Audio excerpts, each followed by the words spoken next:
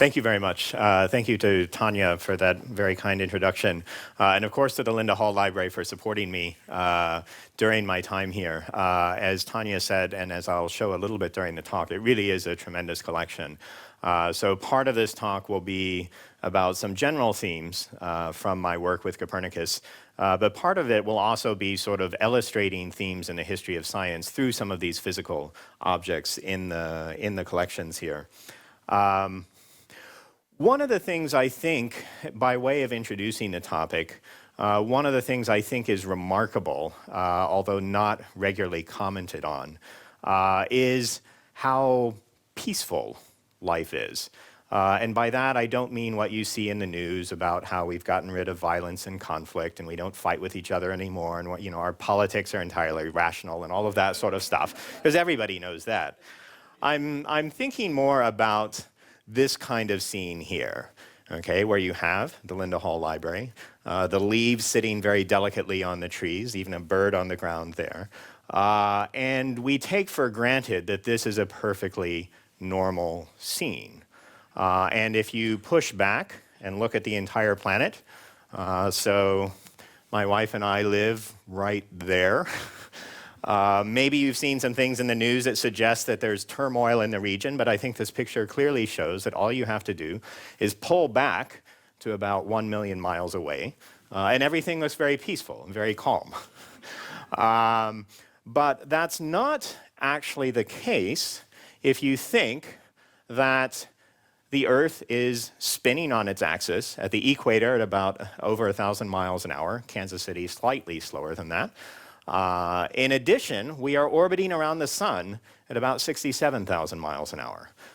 We take these things as something we don't need to know about, something we don't need to notice. They trace back to the ideas of Nicholas Copernicus, who I'll be talking about today. But beyond that, if we think 67,000 miles an hour is fast, we are also orbiting around the center of the Milky Way galaxy, nearly 500,000 miles an hour.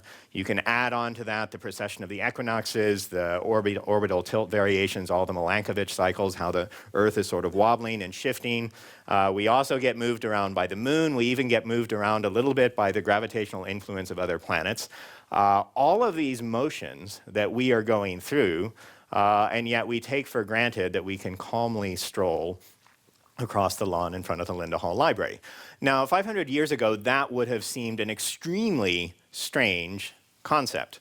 Of course, the old conception of the universe was something like this, that the Earth was in the middle here, and everything essentially went around us. The moon, Mercury, Venus, the sun, Mars, Jupiter, Saturn, and around everything, this, a single sphere of fixed stars that surrounded the Earth in the center of the universe. Now, this is sometimes taken as, well, that was the bad old days. People didn't really know what they were talking about. But one of the things that's striking is how it's not the fact that people had never thought that the Earth might move. In fact, they considered this possibility very carefully. This is one of the wonderful volumes in the Linda Hall Library collections. It's a student textbook, an edition of Sacrobosco. And one of the things that's wonderful about it is you can see all of the student notes along the margins. I see this and I'm like, oh my God, I wish I had taught this student. I'm going to take pictures of this and take it back to my classrooms and say, after I assign you the readings, they should look like this when you're done with them. But in terms of understanding how people thought, and again, this is an introductory textbook, you can see, of course, the idea that people thought the world was flat. That's a complete myth. This illustration here, exaggerated spherical version of the Earth, and it shows, why do we know that the Earth is curved? Well, because if a ship is sailing over the horizon, you see the top before you see the bottom of it, based on empirical evidence. Okay, this illustration over here is perhaps a little bit less clear, but it gets to this point of how do we know that the Earth is at the center of the universe? And the point is, at the center of the universe, at any one time at night, you see half of the known stars. Okay, you see these, if you're on top, you see these stars up there, and there's half of the stars that are known that you do not see. If the Earth ever moved outside the center of the universe, then at some point you would only see, say, 30% of the stars above, and you'd know that 70% of the stars are below the horizon. So therefore, the Earth must be at the center of the universe. So again, it's not simply that people were blindly following ancient dogma. They were using logic and reason and empirical evidence to say the Earth is at the center of the universe because if it were anywhere else, we would not see we would see more or less than half of the stars. Now, okay, maybe the Earth is at the center of the universe, but maybe we're spinning around. Maybe it's not the heavens spinning around us, it's the Earth spinning around. Again, this is something that was considered both in ancient times and 500 years ago during Copernicus's lifetime. They did not have long exposure digital photography in order to see that the stars cycle around like this and record it. But they did observe the stars, and they knew perfectly well, first of all, that the stars made a daily circular motion like this. And secondly, they also knew that one other way of explaining that would be not to say that the stars go around us, but that the Earth spins, as in fact we know it does, and that causes this apparent motion. They considered this, but they also rejected that idea as well. And this, for example, is an excerpt from Claudius Ptolemy's book known as the Almagest. It's the most advanced ancient text on astronomy.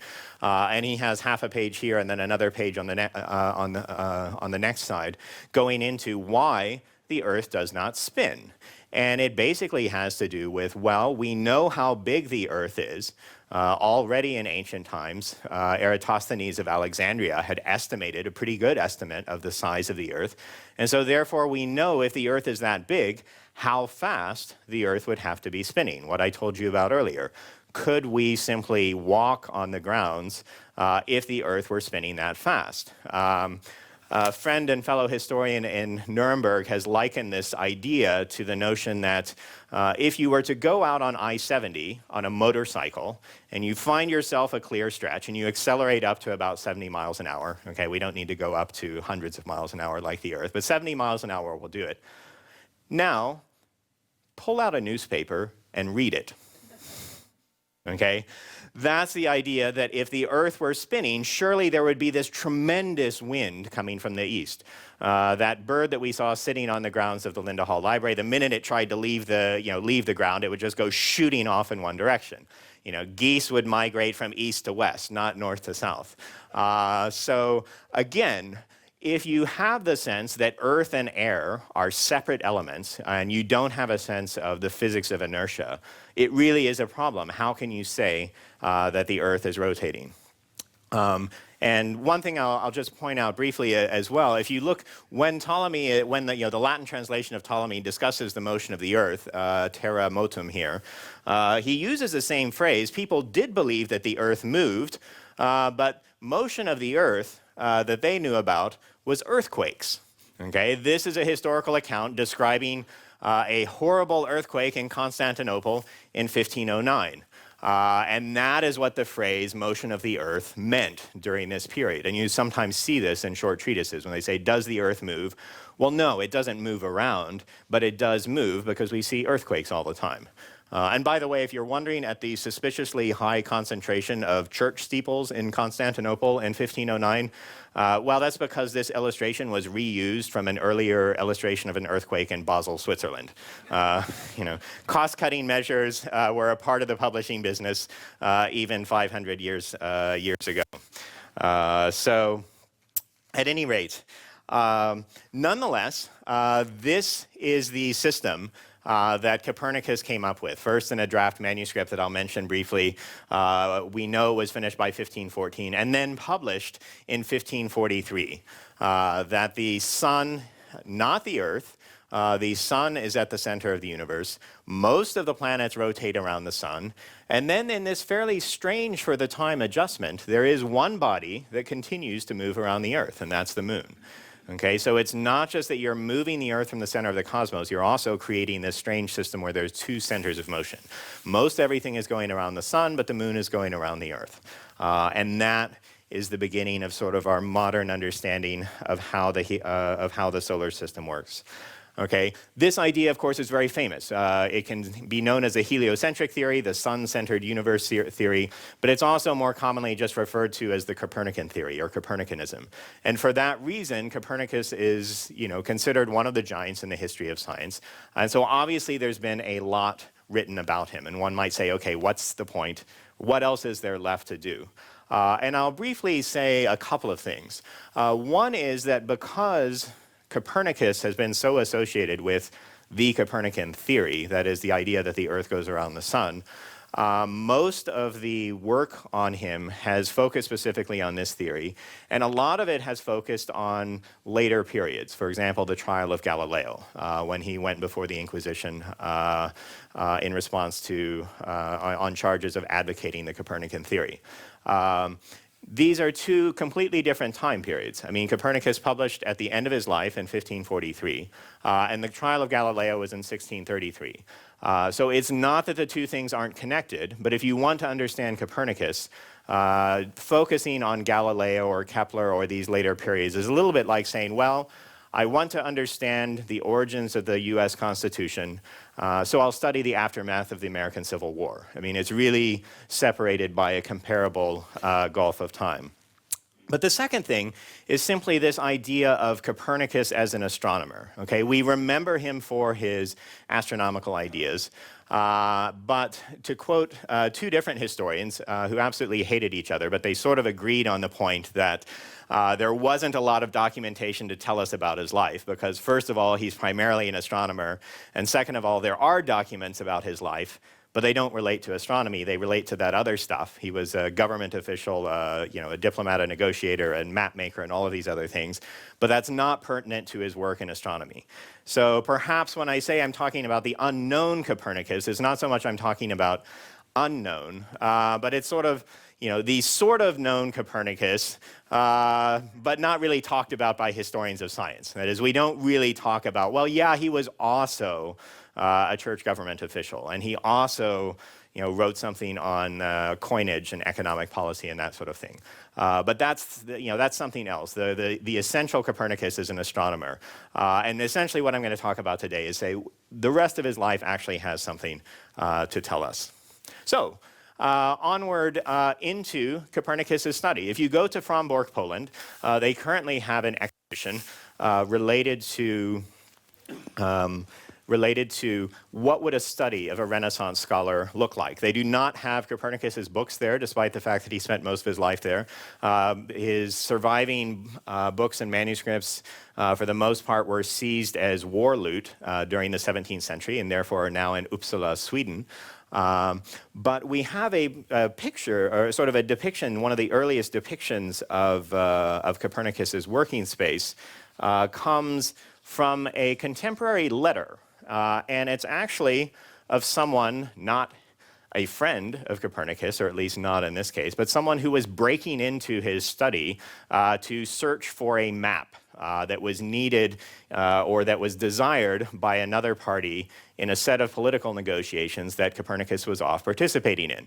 And the person who broke into this study said, I will try to acquire the map, but I'm afraid it'll be difficult, but I'll exert myself. If he left behind a key with anyone, I will take it, and you can have a copy of the map. 2 weeks later, he had apparently received some form of payment for his work. He says, oh, thank you for the gift. Of course I'm just doing this out of patriotism, and I own my desire to serve you and so on and so forth. But thank you for the gift. However, I've tried very hard to search for the map, and I can't find it. Probably Dr. Nicholas, that's Copernicus, took it with him or locked it in a chest. Now, why was the map significant? I apologize that I don't have a good English language map of the situation where Copernicus was. This is one of these sort of today all but forgotten conflicts, even though it tremendously shaped Copernicus's lives. But Ermland here, this is Varmia, which is it's essentially the 16th century equivalent of like another Vatican City. It was a state that was ruled directly by the bishop, so it was essentially a church state. And then surrounding it is Prussia, which at the time of Copernicus was divided into two parts. There was the Order of the Teutonic Knights, which was originally a crusading order that had started out as a crusading order in the Middle East and then given a new task to go after pagans along the northeastern coast of Europe, and they settled there. And then these territories here, at the time of Copernicus, were a separate entity, formerly part of the Teutonic Knights, but at that time called Royal Prussia, because after the Teutonic lost their last war with the Kingdom of Poland, essentially they had to cede these lands, which became a separate territory. Okay. The key point of this, not to put you into Prussian politics, is that if you look at this, okay, the Teutonic Knights very much want to recapture this land. And what is in the middle of all of this Prussian territory? Well, it's Warmia, where Copernicus is. Okay, so this spy is actually writing to the Grand Master of the Teutonic Knights about the negotiations that are going on, and is the map in question relates to how do we draw new boundaries, because the Teutonic Knights do not like the last outcome of the war. Now, one of the most explosive charges related to this whole episode was that this spy was not some nefarious outsider, but was actually one of Copernicus's fellow canons in the church. One of his colleagues, essentially, was supposedly a spy for the Teutonic Knights. This is recorded in the sort of collected volumes of manuscripts that, you know, there was this allegation that this person was the actual person who signed the letters under a different name. But the original article about that, nobody had ever sort of gone and followed up on this. And I confess I was a bit skeptical, because the original article appears in this volume. And if you wonder why I might be skeptical about something that appears in a volume on Germany and the East, sources on the research on the history of their relationship appearing in Germany in 1943. Okay, there might be certain ideological biases there that need to be explored. That's not helped by the fact, the opening article here, Copernicus, a German, is all about how ethnically pure Germanic Copernicus's family must be. Okay, and maybe Copernic, the name might relate to some mountains in Polish territory, but actually that territory was actually German, which this being 1943, yes, at the time it was German, one might say, but that's not really a sign of sort of good historical practice. The article in question here that alleged that one of Copernicus's colleagues was the person spying on him was written by a more serious scholar, but you still look into the sort of how, basically his only argument is he says the handwriting is very similar. And then he goes on to say that the reason this person is spying is not because he's a backstabbing little weasel, but because he's a German patriot. He is supporting the German cause. So like I say, I was fairly skeptical of this claim. Nonetheless, when I went to Berlin last fall, it turns out that on that single claim that these two handwritings are, well, to begin with, very similar. So Copernicus's colleague, Fabian Lubchansky, this is a letter signed with his actual initials. This is one of the letters signed by the spy under the name Hans Lilienthal.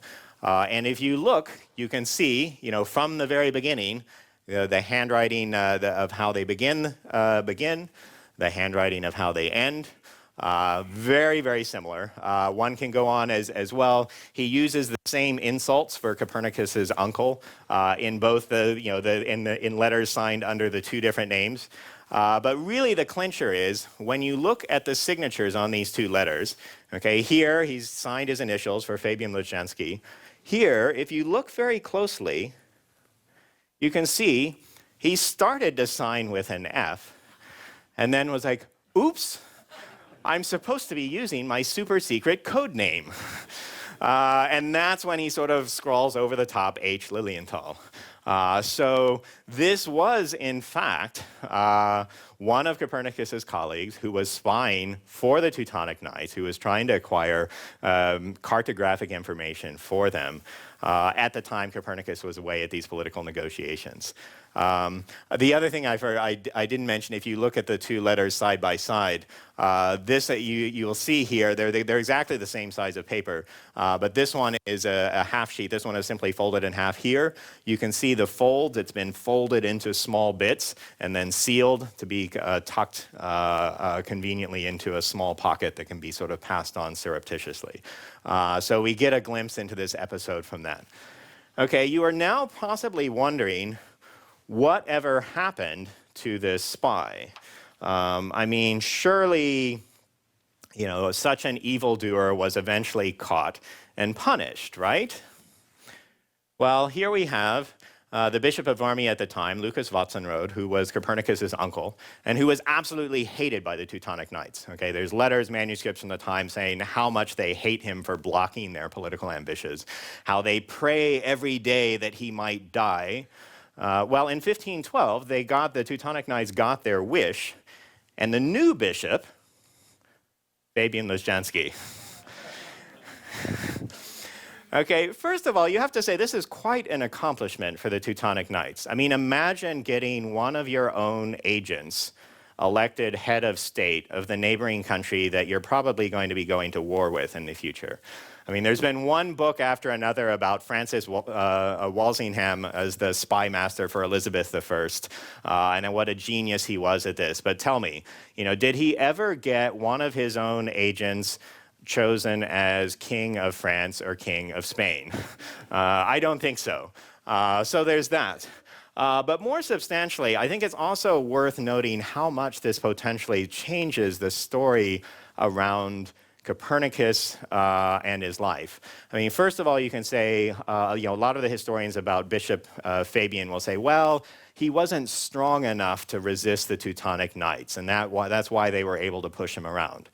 Okay, well, maybe, but he may not have been that interested in resisting them, and he certainly was subject to a certain amount of leverage on their side. But the other thing is that this is exactly the time when Copernicus's professional career essentially comes to a halt if you're strictly thinking in terms of, you know, career advancement or professional advancement moving to higher levels. Okay, it's clear that among the canons, he is basically the most intellectually and professionally capable of anyone there. You know, time after time, if you need a physician, call Copernicus. If you need advice on economic policy, call Copernicus. If you need an interim bishop until the next bishop is chosen, rely on Copernicus. But he never moves up.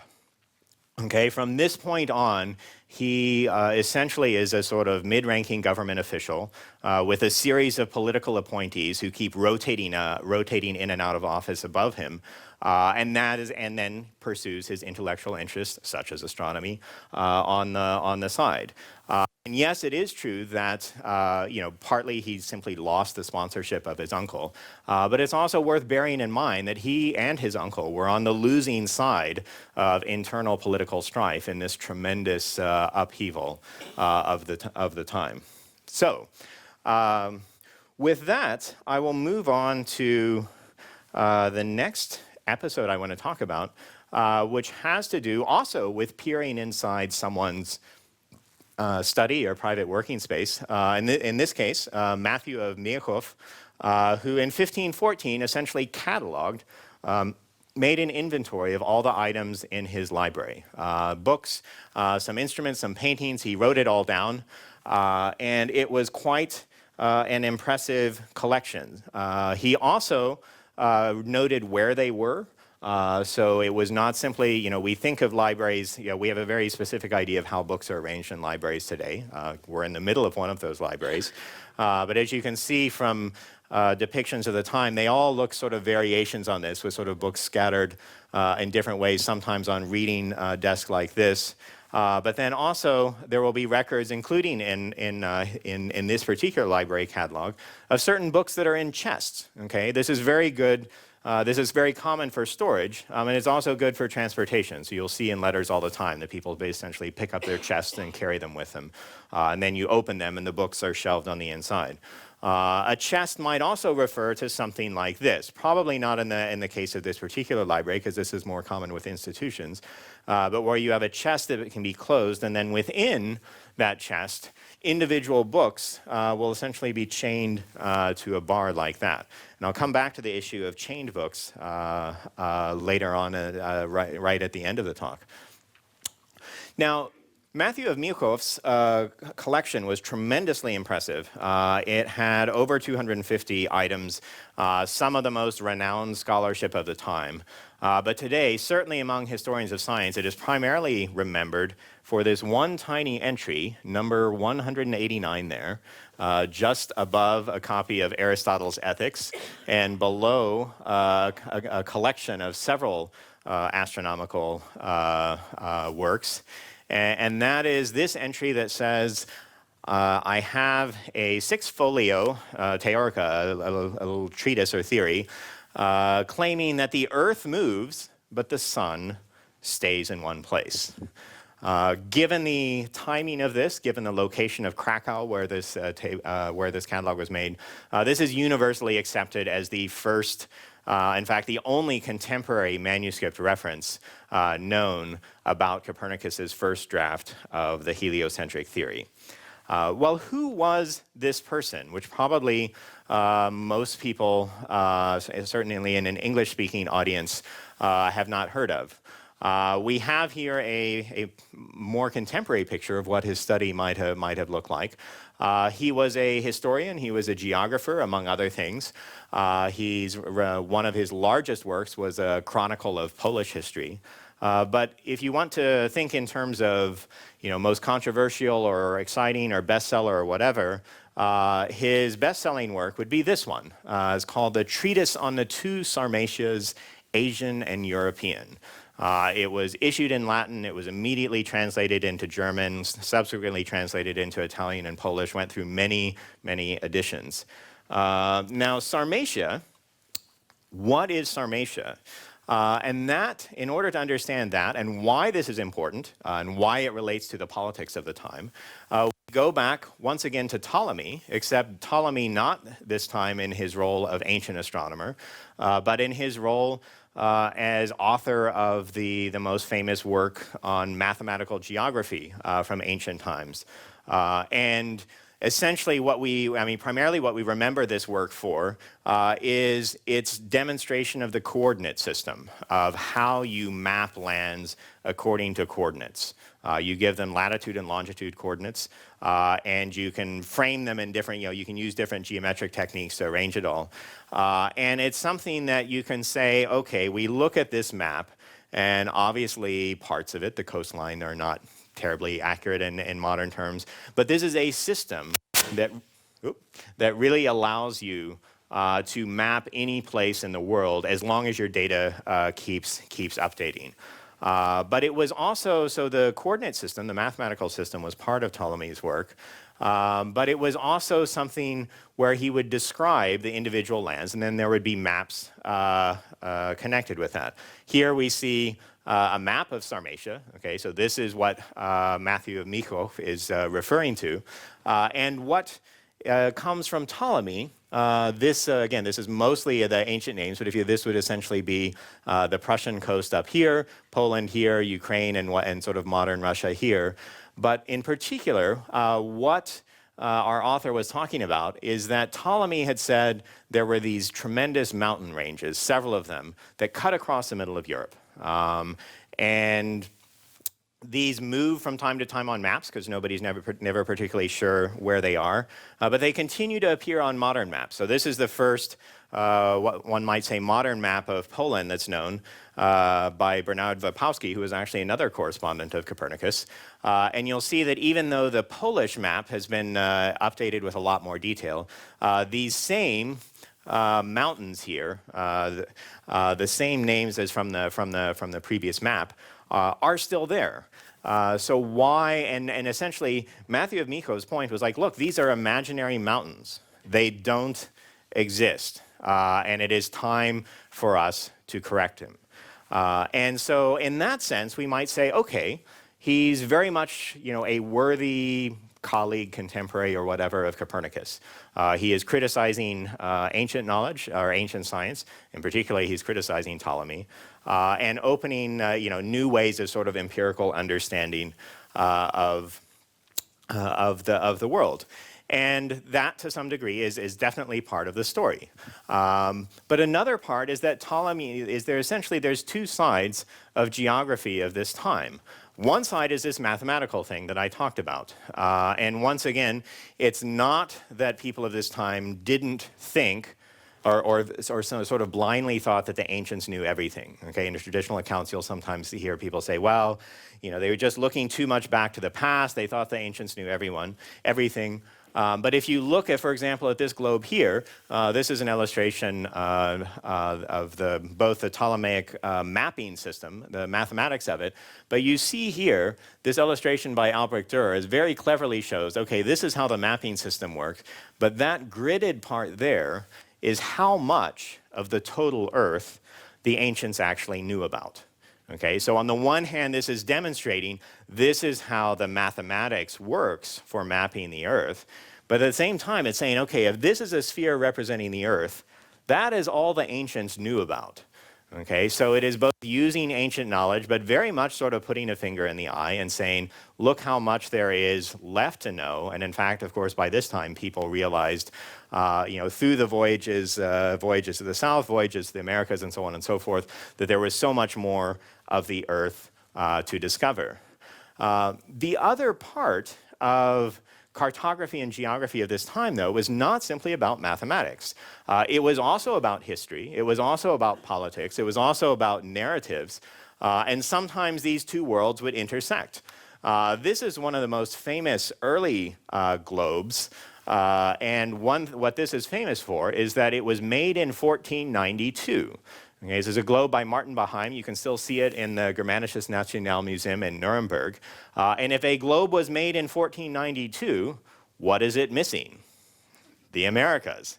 Okay, you can spin this globe around and you will go directly from the west coast of Africa and Europe over to Japan and China with nothing in the middle. It's a really remarkable object. But in terms of what I'm talking about today, partly what's fascinating about it as well, and unfortunately you can't see the text as well in this image, but all of these little squiggles there, those are handwritten annotations or painted on annotations describing, okay, this is what you would find in this part of the world. This is where certain spices are said to come from. This is where there's said to be a Christian king. This is where you can find this type of wood or something like that. This is where the Portuguese landed at such and such time. So mapping is not simply about mathematics. It's about sort of putting these historical tales in a location and annotating a map like that. And these two traditions were not separate. And so if we take, for example, this segment from the map of one of the maps of Sarmatia, you have not only the geographical locations, you have things like the locations of a couple of columns that were said to have been erected by Alexander the Great. And here we have one of the features from the title of this talk, the Amazons. They get moved around the map, and they're said to be in this location and then in someplace else. But there's plenty of stories from classical times about Amazons, and everybody is curious. Wow, this is a great story. Vicious female warriors. Where were they, and what were, and where can we put them on the map? So they move around the maps, and this text excerpt here, the feisty fighting women, the Amazons, that is from Matthew of Mikov's treatise on the two Sarmatias, where he's also discussing where it is that classical sources have placed the Amazons. I'm not going to, unfortunately, well, here's another much longer example. This one's from Sebastian Münster. Again, illustrating how these two types of geography, two types of mapping go together, where you have stories and you have maps in these single volumes. And in this case, an absolutely monster volume. If any of you remember the picture that was on the Linda Hall Library website, and I'm sitting next to this book that looks like it's about this fat, it was actually this volume that this illustration comes from, Sebastian Münster's Cosmography. In terms of Amazons, unfortunately, I think, for purposes of time, I'm not going to go into a lot more detail about that. But the reason why I bring it up, apart from the combination of this sort of mathematical geography and narrative geography, is the illustration of how we can bring new historical tools to understand these texts today. So there's a terrific recent book out, The Amazons by Adrienne Meyer, where she looks at archaeological sources into what the times when these tales originated of fighting female warriors and so on and so forth, and says, okay, obviously some of the stories of all-female tribes who killed every male baby that was born, okay, this is the stuff of myth-making. But in terms of simply nomadic female warriors, we actually now have excellent archaeological evidence from burials, grave goods, and so on and so forth, that these were common across much of nomadic Asia, all the way from Southwest Asia out to Mongolia. If any of you saw parts of the Netflix series Marco Polo, they make a big deal about having one mounted female warrior who is based on a historical character from Marco Polo's account. But in point of fact, this seems to have been perfectly normal across large stretches of Asia.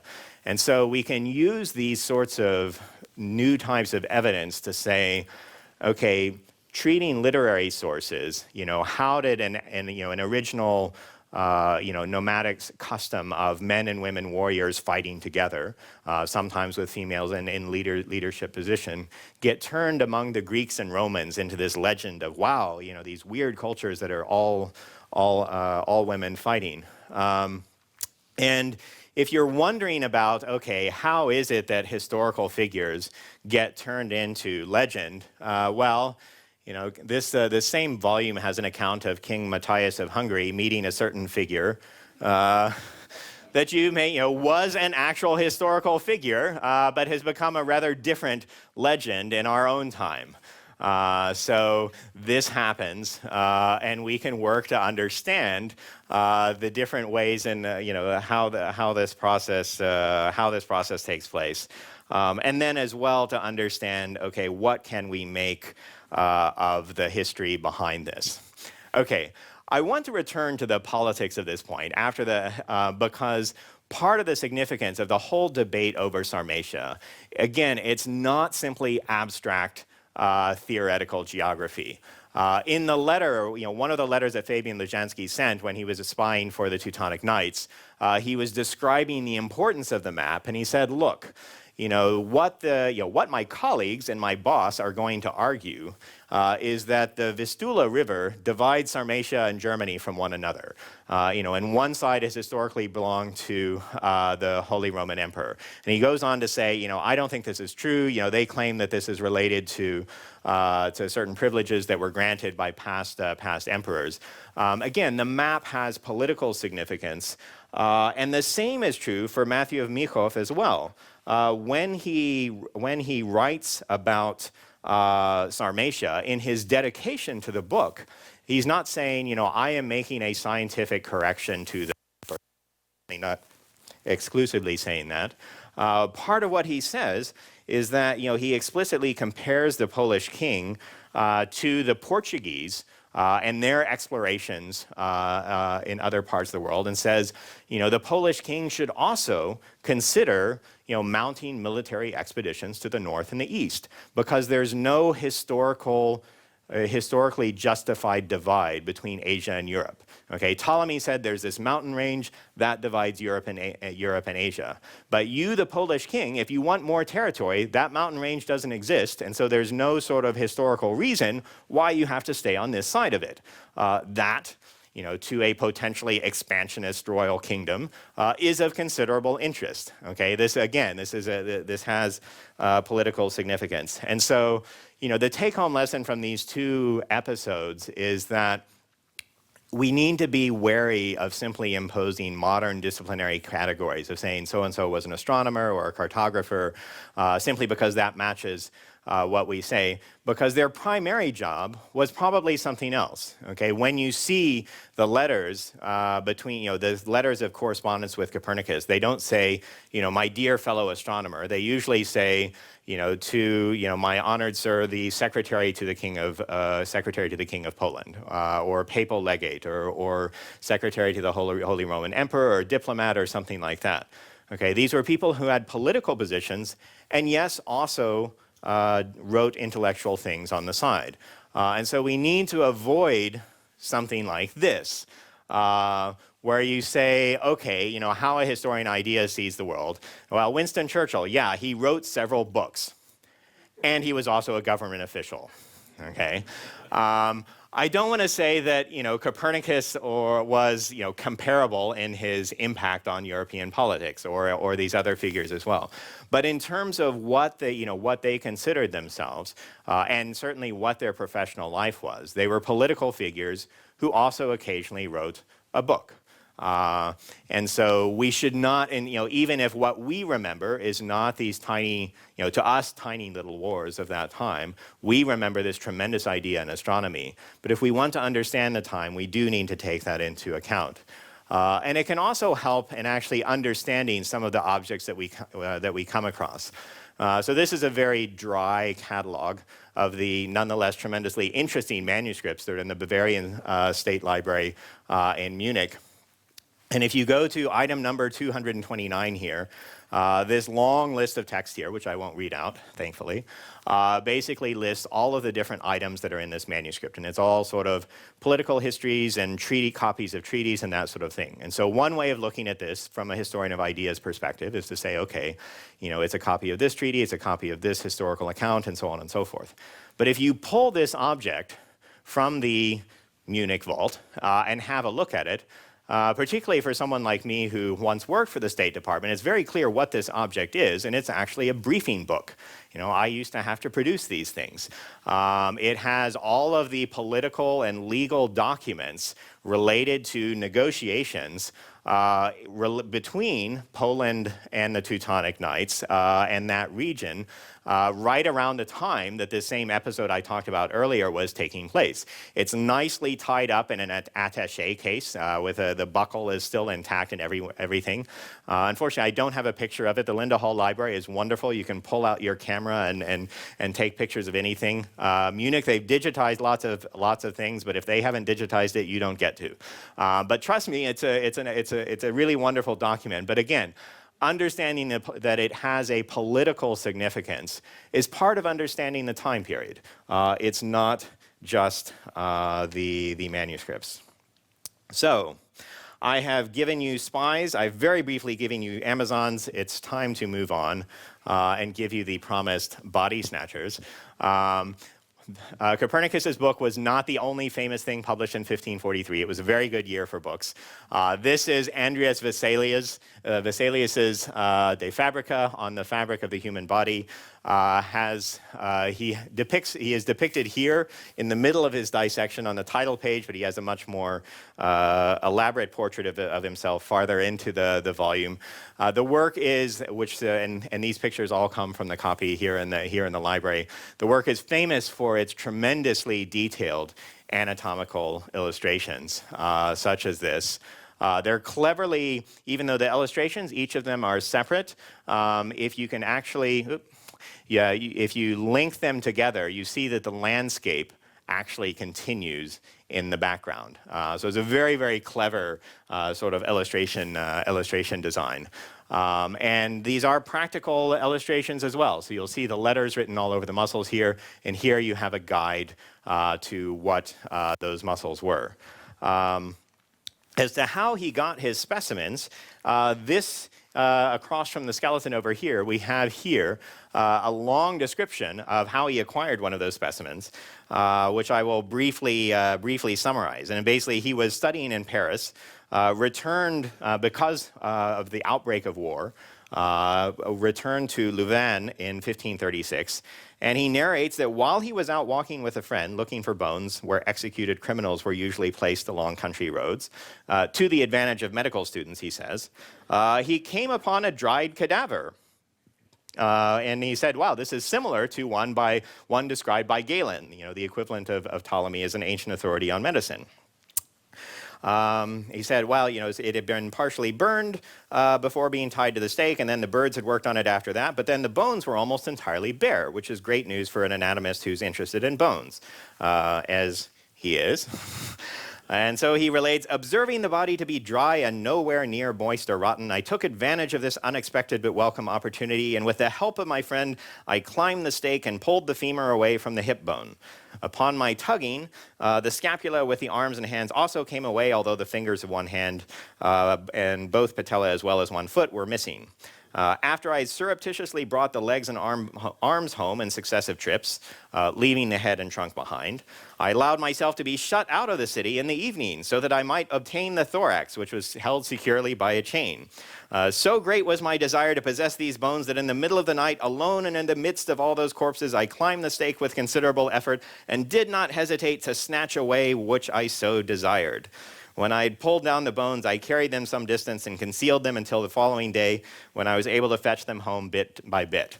And he then goes on to say how he carefully cleaned the skeleton so that he could say, oh, no, I didn't steal this from outside. I brought it from Paris as a nicely prepared skeleton.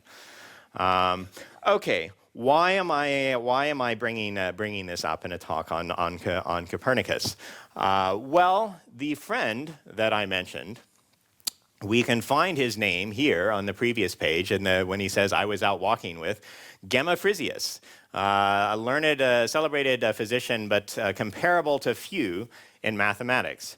And he was actually one of the earliest proponents of Copernicus's work. In correspondence with the new bishop of Ormia in the early 1540s, he commented on how Copernicus's skills were evidence that the Muses seemed to have taken up residence in Sarmatia. And then in 1545, he offered some of the earliest praises of Copernicus's work to appear in print. He was not the only one who combined these. Of course, Matthew of Miko as well was a doctor of medicine. Copernicus himself, shown here with with a plant, was also relied on as a physician. And I've placed him next to another of his contemporaries, Girolamo Fracastoro, who we can see combined the astronomy and medicine.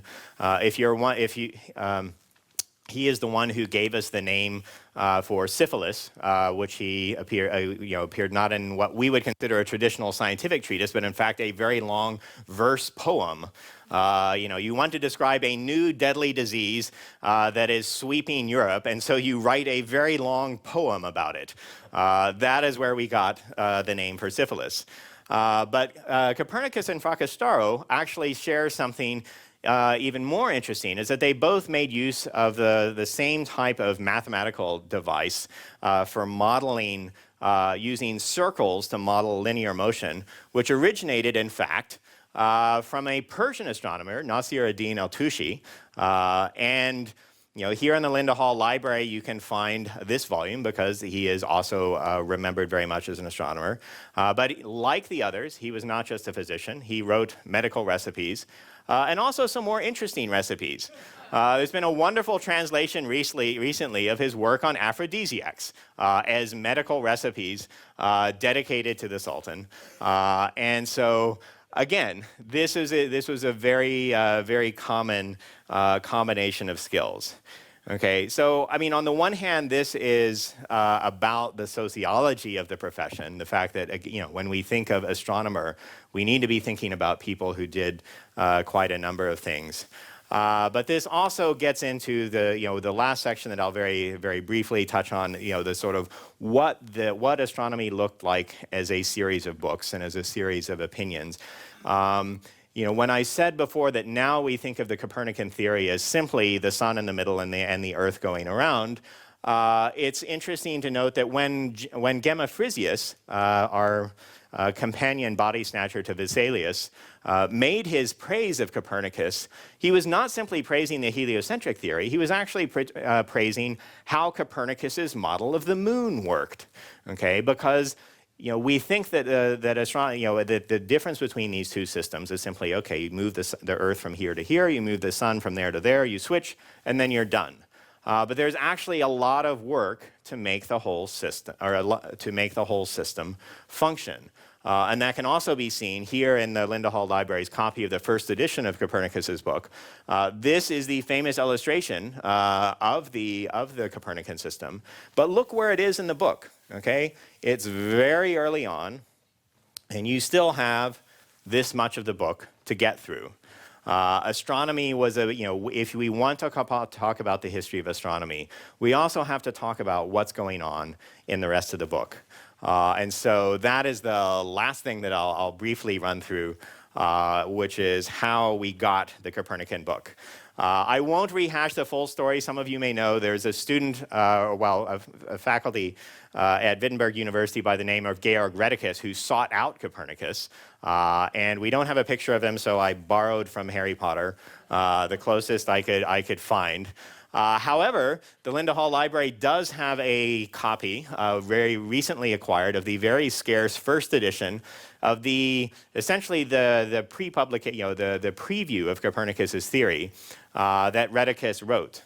And the other thing that the library has here, when Rheticus went, he was taking along a number of books, partly as gifts, partly it's possible also as sort of recruiting Copernicus to publish his book with a very famous publisher in Nuremberg, Johannes Petraeus.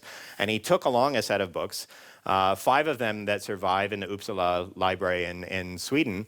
And the Linda Hall Library has 4 of the exact same editions and a different edition of the 5th one. And I just took a short group portrait of those 4 that are back in the collections there. If we think of books, if we think of the physical objects in the library here or in the collections in general, okay, we're very comfortable with an arrangement like this. But this is not actually how books of the time would likely have been shelved. And we can see that by the second edition of Copernicus, which has the name written here. At the time, books typically would have been shelved with a spine inward. And that's why you would put the label there. So basically, this library and pretty much all libraries are doing things backwards. It's supposed to be spine in and write the name of the book on the end of the pages, at least 500 years ago. But there are other interesting parts about the collection that tell sort of the history of some of these individual volumes. This is one of the ones that will be out in the reception after this talk. It's a really wonderful volume. It's a hardwood binding there. When you typically purchased a book, you would just get the pages, and then you could put on a cheap or expensive binding depending on your preference. You could put on clasps like this. You can put stamps on it with either your particular seal or any other motto that you might like. But one of the things that's interesting about this one is it has an extra clamp. Okay, these are the 2 clamps that hold the book shut. It has an extra clamp right here, and that goes directly through the wood and is bolted on very tightly on the other side. And what that indicates is that this actually used to be part of a chained library or a book in a chained chest, like one of the ones that I showed before. This is what those books would have looked like when they still had the chains on them. Okay, you would clamp it onto the back cover. And here, essentially what's happened, the clamp is still there because it's bolted onto the cover, but the chain has been chipped off right there. And again, it might have been in a chest, it might have been on a reading shelf like that. But this tells us a little bit about where that particular book came from. After you buy a book, one of the things that's actually helpful in providing us information is often people would write where they purchased it. Sometimes they would also write the purchase price. Often they would write if someone gave it to them. This one was purchased in Wittenberg in 1536, so actually the same time that Rheticus was teaching there. And then, as I said before, the students, you can write notes in the margins. This is an interesting case where the book was actually bound with blank pages. Okay, so if you want to take more notes directly in the book, on eclipses, as in this case, you can fill up a blank page and just sort of bind that in because, in this case, it's a cheap binding because it's a student, but you can make it however you want. Some of the annotations might be related to not simply your note-taking, but instructions. For example, in the case of when Copernicus's book was placed on the index of prohibited books, at least suspended until corrected, there were certain corrections that you were supposed to make. And this is a copy not from the Linda Hall Library, if I can be forgiven for making a very short one-slide plug for the University of Oklahoma, where they have this wonderful exhibition going on. If you're ever in Norman, they have a Galileo's World exhibition, which is a really terrific rare books exhibition. One of the things you can see there is how somebody's crossed out, the triple motion of the Earth demonstrated and written in the officially approved title, the hypothesis of the motion of the Earth demonstrated. In the collections here, the censorship seems to be mostly out of personal hostility. Okay, so you don't like somebody. So somebody who owned one of the Linda Hall Library's books really hated Copernicus's printer Johannes Petraeus. Physically burned the name out of the title page, without setting the rest of the book on fire. Actually, there's two like this, and the second time around did it a little bit more gently in this case. I don't know why, but there's many other books in the collection where somebody has simply taken markers and basically scratched out, okay, I really don't like this person, so even though I've got their book, I'll scratch, a book that they've written things in, I'll scratch it out.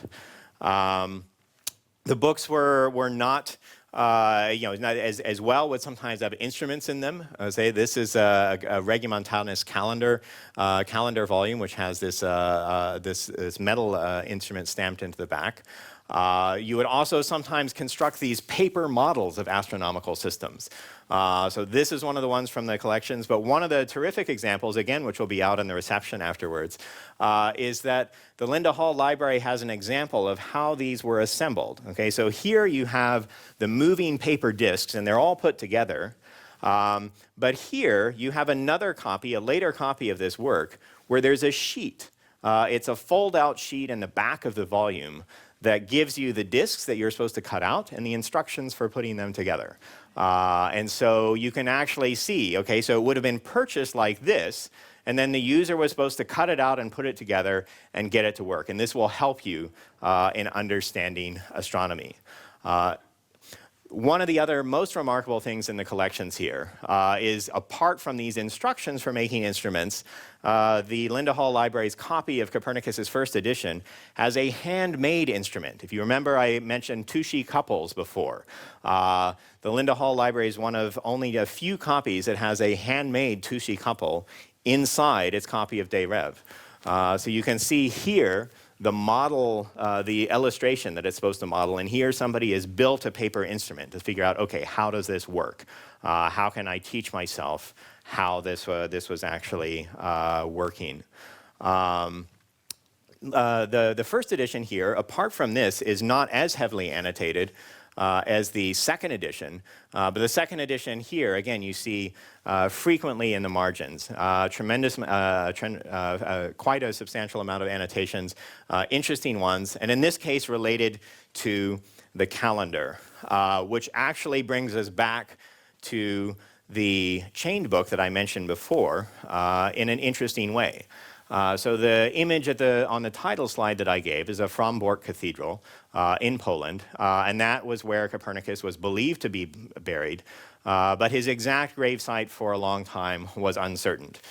In 2005, archaeologists exhumed a skeleton that they believed was Copernicus's, but how do you prove? Well, of course, we have genetic testing possible, but how do you get an original Copernicus source?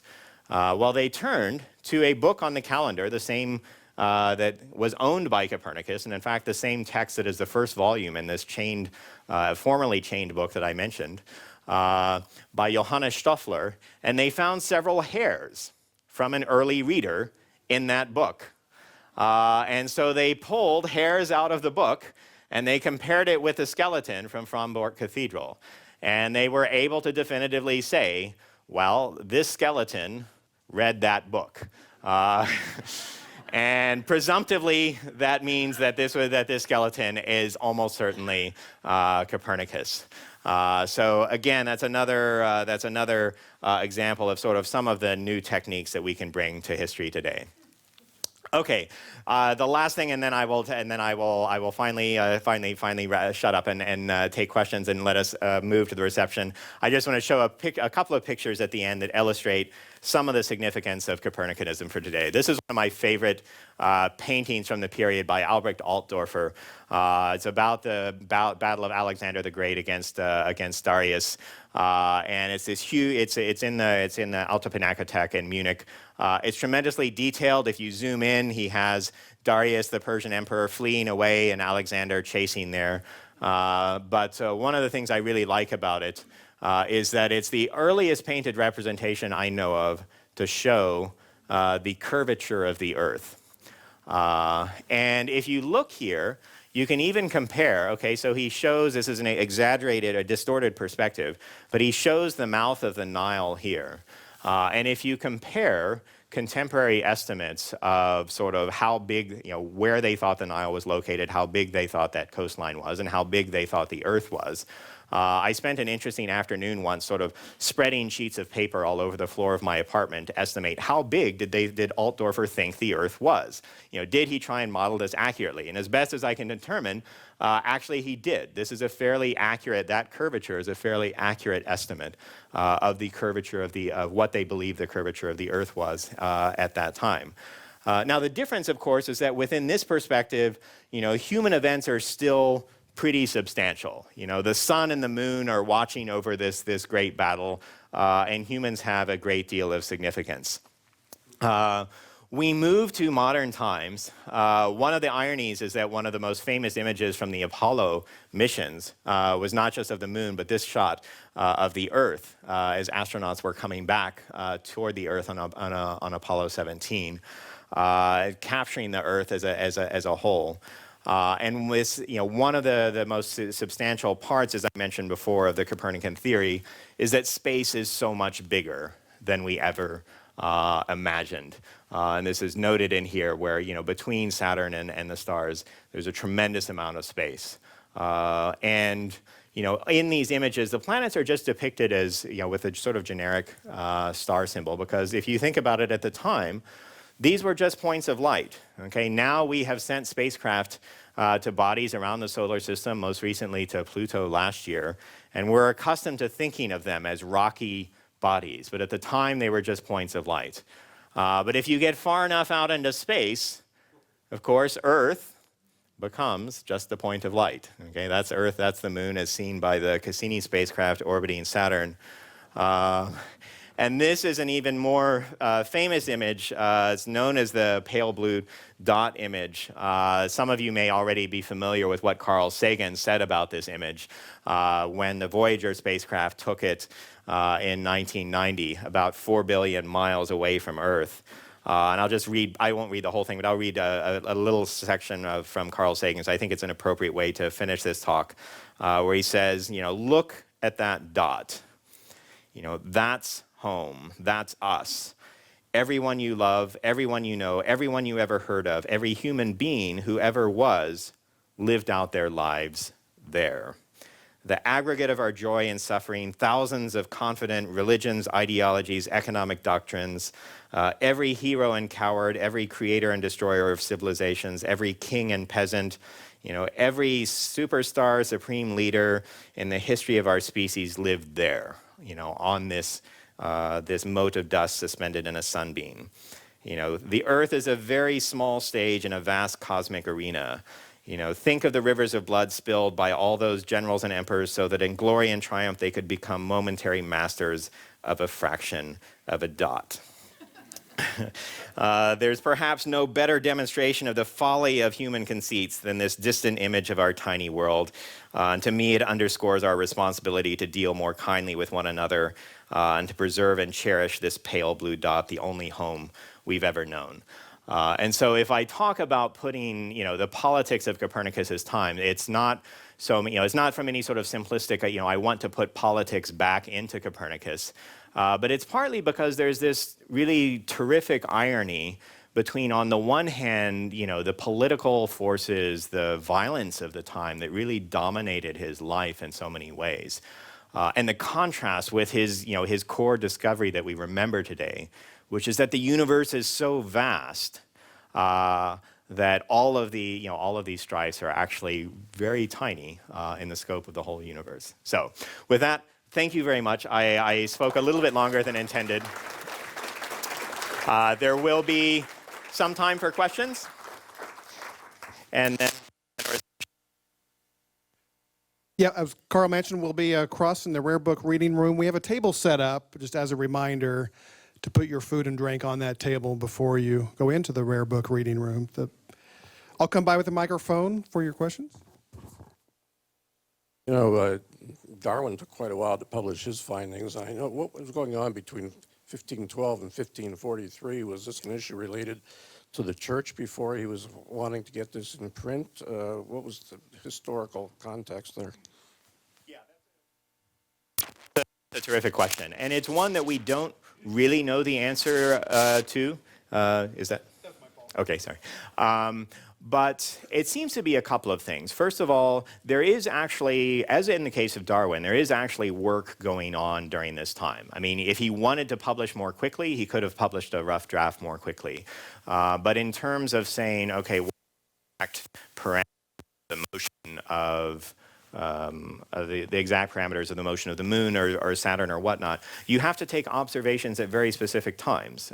You need Saturn to be over here and the sun to be over there, and you need 3 of those in order to get a cycle. So there is some work being done, but you're also right that there's been a lot of speculation. Was he afraid of criticism? We know that to some degree he was, because there are surviving excerpts where he says, he's worried about criticisms from, Aristotelians or theologians and that sort of thing. But I wouldn't, for me, I put a little bit less emphasis on that than some people. We read so much of the Galileo trial back into Copernicus's time, whereas the actual criticisms during his time, they're more likely to say, oh, this is a foolish idea. How can you believe this? Maybe somebody would cite a bit of scripture, but it's not heresy. The things that were really controversial was, Martin Luther and things like that. And Copernicus at the time, the idea that astronomy would be controversial is not quite there. So, additional questions? Yeah. Oh, yeah, sorry. Yep. We can only have one microphone on at a time in here, so it takes some coordination. Could we go back to that part where there's I know it's not directly related to your talk, but it's ancillary to the bones being picked up. How common was it just to be walking down a road and there would be decomposing bodies? I know that battle sites often had bodies that decomposed and had bones left in it, but that was a revelation.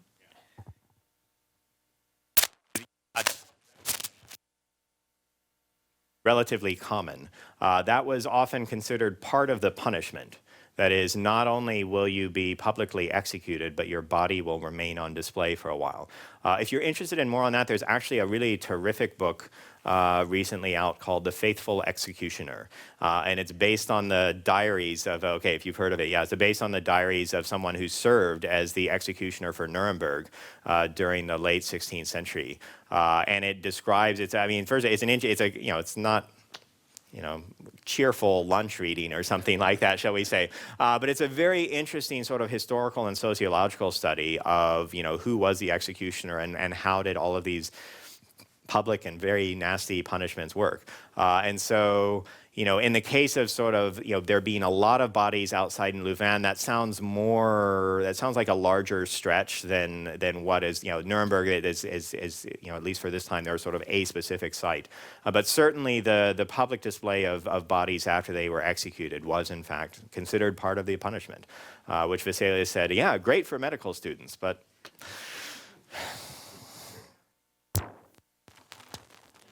that heliocentric map showed Mercury and Venus as being closer to the sun than the Earth.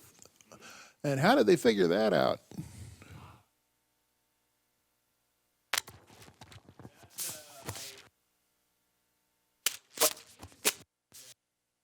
geocentric system, if you look at that map that I showed, you see the planets are mostly in the same order, except the position of the Earth and the Sun are reversed.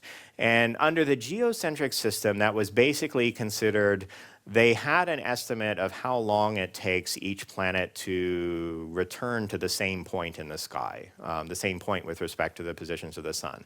And so basically, not through any great definitive proof, but through an assumption that, okay, the faster ones must be closer to the middle and the slower ones must be farther out. That's how the original order for the Earth-centered universe. And Copernicus essentially reversed that and said, two things. One, he's keeping that system of periods, so that it's the faster ones on the inside and the slower ones on the outside. But the other strong argument for Copernicus was that having Venus and Mercury in between the Earth and the Sun explains why they're never very far from the Sun. And it would be nice if I had a diagram here, but if you've seen Venus in the sky, it's always either the morning star or the evening star. It's a little bit above the horizon. And the reason is, if you think about it, we're on the Earth, and the other planets are sort of going around the Sun there. But they can never, from our perspective, they can never go that far from the Sun. So they'll be a little bit above the horizon. But Mars, Jupiter, and Saturn, if the Sun is over there, they can be here, they can be there, they can be there, they can be over here. They can move farther. And so that was essentially the difference between what was known as the inferior planets and the superior planets. Under the old system, it was just, well, they're slower, and so they're probably on the inside. And some people actually changed the, in ancient times, there were different theories on Mercury and Venus. But for Copernicus, this was one of the strongest arguments. He's like, this is why they never move far from the Sun, because they're inside of our orbit, and therefore they can't from our perspective. Carl, we have a question in the back of the room here, and before we get to it, though, I want to make sure we have enough time to look at the books in the rare book room. So let's make this the last question, and last formal question. Carl will be across the hall. You can ask him anything you want after that. This is a quick one. When you leave here in June, what fun place are you going to? The place I'm going to it will be, which is Cairo. Right now, she is actually here visiting, thankfully, for a few weeks. But she returns to Cairo, and so I will be following back there to try and chain myself to a computer and do some writing, and then we'll see writing based on all the wonderful research I've done here. And then after that, we will see. But I will be headed back to Cairo at the end of June. So. Anyway, thank you to everyone. Like I say, I'm happy to take questions in the Rare Books room. I'm sorry I filibustered a little bit longer on the talk than intended, but please enjoy the reception. Thank you to and thank you to you all, and to, of course, the library. Thank you.